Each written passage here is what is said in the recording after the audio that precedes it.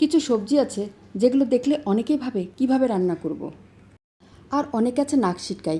তার মধ্যে একটা হলো কচুরমুখী। কেউ কেউ ভীষণ পছন্দ করে আর কেউ কেউ পাতেই তোলে না। তো চলো আজকে আমি কচুরমুখীর একটা সহজ আর টেস্টি রেসিপি তোমাদের সাথে শেয়ার করি।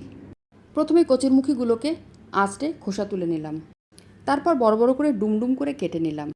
আর ওদিকে বড় বড় দুটো বেগুন কলম কাটা করে ডুমডুম করে কেটে নিলাম। এবার ভালো করে ধুয়ে নিয়ে কচুরমুখীগুলোকে সিদ্ধ বসিয়ে দিলাম। 60% সিদ্ধ করলেই হয়ে যাবে।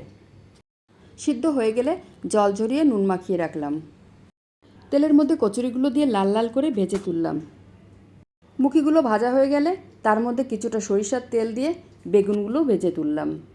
আমি বেগুনগুলোকেও আগে থেকে নুন হলুদ মাখিয়ে রেখেছিলাম যাতে ভাজার জন্য সুবিধা হয়।